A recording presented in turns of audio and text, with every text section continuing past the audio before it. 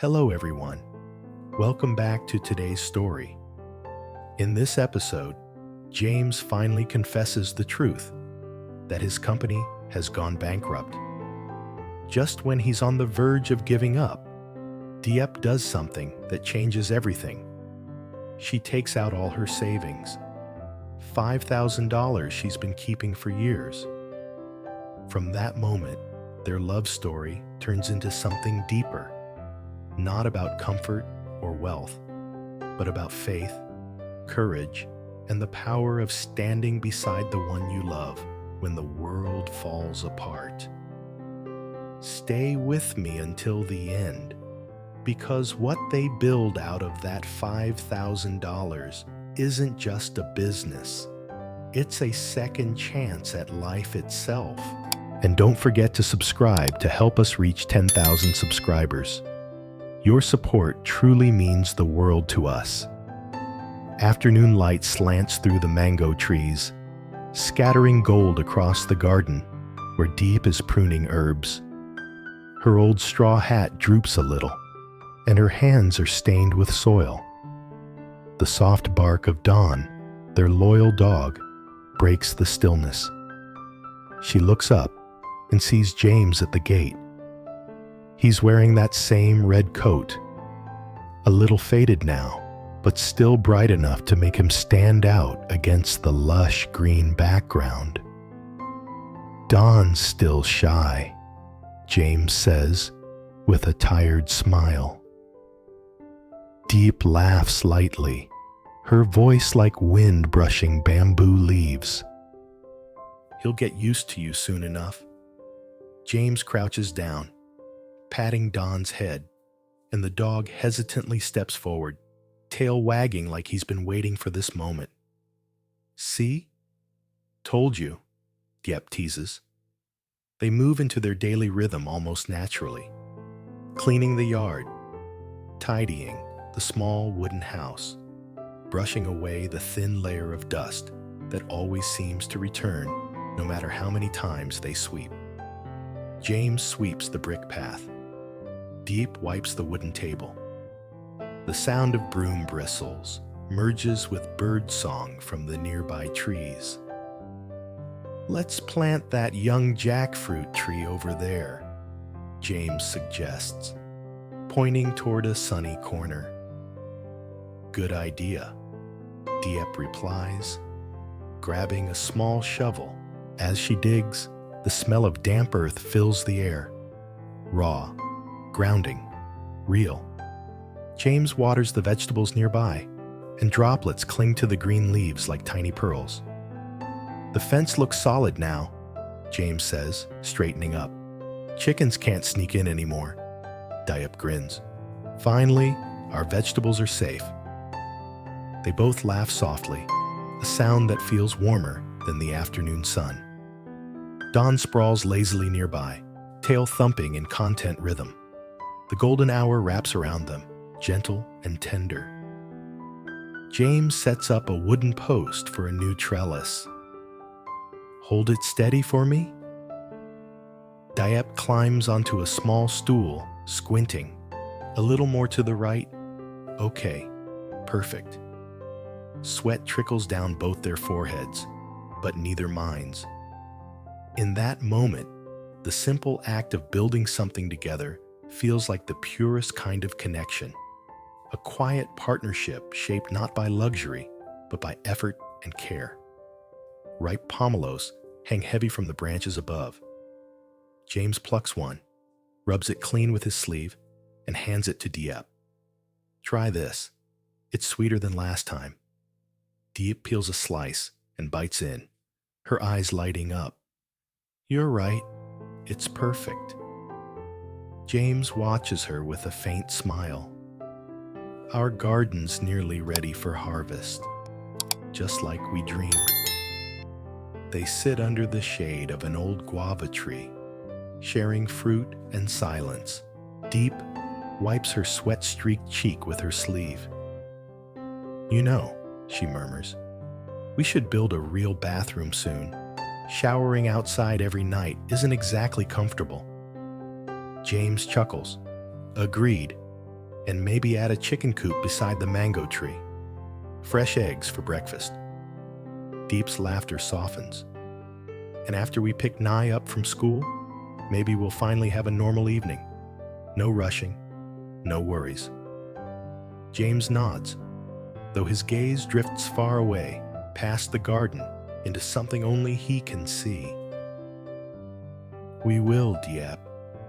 We'll make everything better. The late sunlight glows through the leaves, painting shifting streaks across the ground. Diep leans gently against James's shoulder, feeling the rhythm of his heartbeat. Steady, comforting, alive. But the calm doesn't last. James's voice breaks the stillness, low and heavy.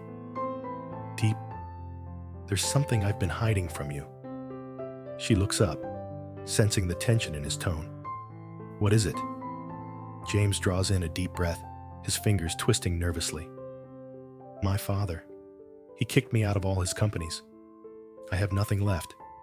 No salary, no shares, no support. Not even the apartment I stayed in. The wind stills. Dawn raises his head, sensing the shift in mood. Diep stares at James, her heart tightening. So that's why you've been so quiet lately, she whispers. James bows his head, shame clouding his eyes. I didn't want you to see me like this. I thought maybe you'd leave once you realized I couldn't offer you anything. Diep lets out a slow breath, then takes his trembling hand. James, I already knew something was wrong, but you should have told me sooner. Rich or poor, it doesn't change what I feel. Tears slide down James's cheeks. I can't believe I was so afraid. She smiles faintly, brushing his tears away with her thumb. You don't have to carry it alone anymore. For a long moment, they stay silent. Just two souls clinging to each other under a fading sky. When the first gust of evening wind passes through, Diep speaks softly. We'll start again. From zero, if we have to. James looks at her, eyes full of disbelief and awe. You'd really build it all over with me? Of course, she says. You gave me strength when I had none. Now it's my turn. Something ignites in James's gaze, the first flicker of hope he's felt in weeks. Then we'll do it. We'll build a new company. Maybe smaller, maybe slower, but it'll be ours. Diep nods, determination shining through the fatigue. You have experience and vision. I still have some savings. Not much. Maybe around $5,000. I can invest it to help you restart. James freezes. Diep, that's all your savings. She smiles gently. Money's just paper, James. You're the one I can't replace. For a moment, James can't speak. His throat tightens. His chest burns. Finally, he reaches out and pulls her close, voice trembling. I don't deserve you. Maybe not, Diep teases softly. But you've got me anyway. Dawn barks suddenly, tail wagging as if sensing the hope that's returning to this quiet corner of the world. The sun dips below the horizon, painting everything in shades of amber and rose. Diep squeezes James's hand, her voice steady. When things get better, promise me one thing. Anything. Create jobs for others. Help people who need it, just like we once did. James nods, gripping her hand tighter. And I promise we'll stay together, no matter how rough it gets. In that moment, the garden around them seems to hold its breath. The setting sun glows behind their silhouettes, and their intertwined hands look like the roots of a young tree, fragile yet unbreakable. The promise between them isn't just about rebuilding a company. It's about rebuilding faith in life, in love, in the quiet strength that rises from ruin. And though the night creeps in slowly, the flame of their vow burns bright, lighting the path ahead. The next morning breaks quietly. Thin mist drifts across the garden, dew glistening on pomelo leaves. Diep is already up, wrapping her scarf as she steps outside to feed the chickens. The cold air nips her cheeks, but her heart feels strangely warm. Inside, James is at the old wooden desk, sketching notes on a torn notebook. His handwriting, once confident and neat, now wavers slightly. He's writing ideas for a small agricultural startup: organic fruit processing, online marketing, sustainable packaging. The kind of dream that would have made his father laugh in disbelief. Diep walks in with a cup of warm tea. "You've been up since dawn?" James smiles faintly. "Couldn't sleep. My head's full of plans." She places the cup beside him, glancing at the pages. "You're thinking big again." He chuckles, embarrassed. "Old habits die hard." Diep leans against the desk. "I like it. It means you still believe in yourself." He turns serious. "But the truth is, I don't know where to begin. The last company collapse took everything: clients, contacts, even my name." Diep sits down opposite him, voice gentle but firm. "Then we start with honesty. No more pretending. Tell people the truth, that you're beginning again, and that you believe in quality over size. It's what made you special before." James studies her, eyes soft. "You really think anyone would invest in someone like me again?" Diep smiles. "I already did." He looks at her in surprise. She takes a small envelope from her coat pocket and places it on the table. "It's $5,000. Everything I've saved these past years. Not much, but maybe enough to help you get started." James freezes, staring at the envelope as though it were glowing. "Diep, no, you can't. That's your future, your safety."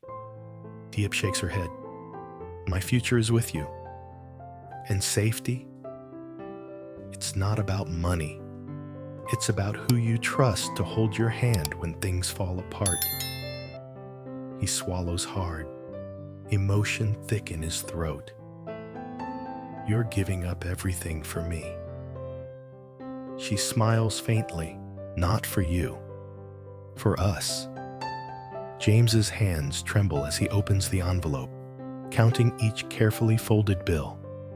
The weight of it feels heavier than gold. "I'll make this count," he whispers. "I'll make sure every dollar means something." Diep nods. "Then promise me you won't let guilt stop you. I want to see you fight again, just like before."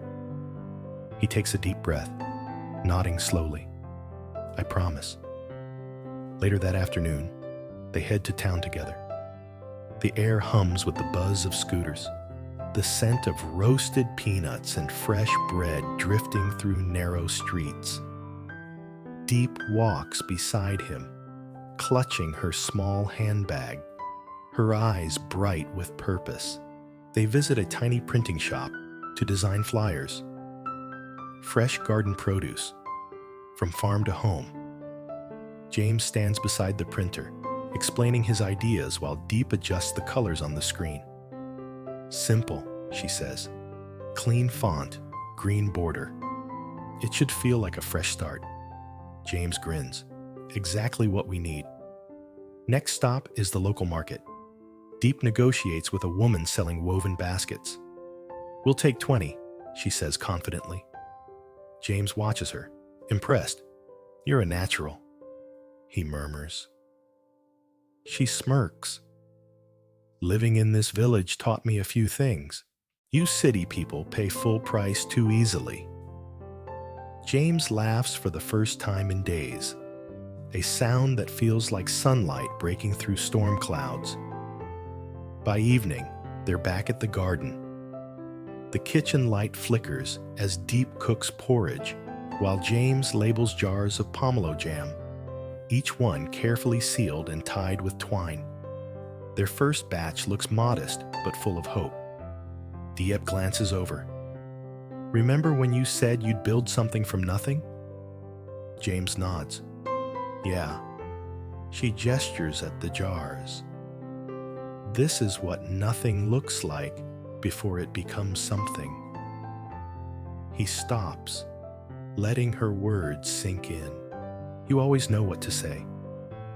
That's because I believe in you more than you believe in yourself," she says softly. Days turn into weeks.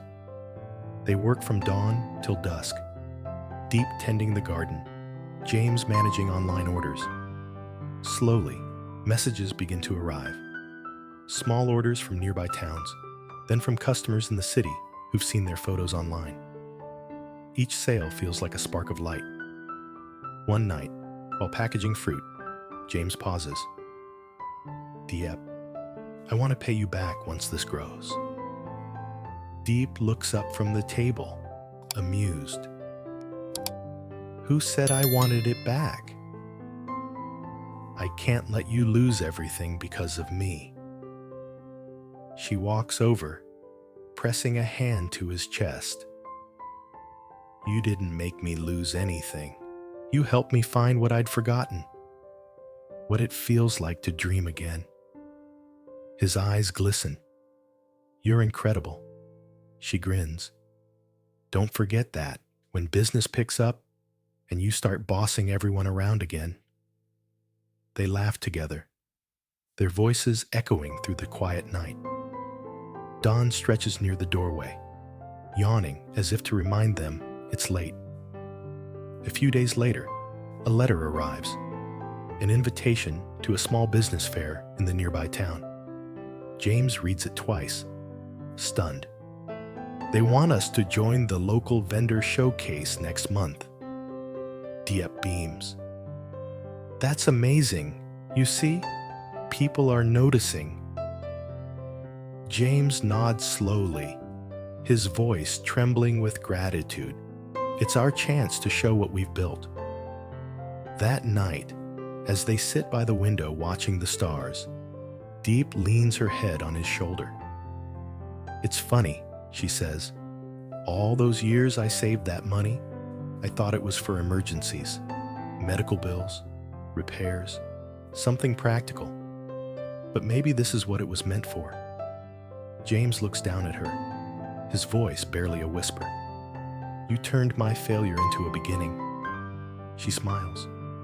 "And you turned my savings into a dream." The garden hums quietly outside, filled with the scent of ripening fruit.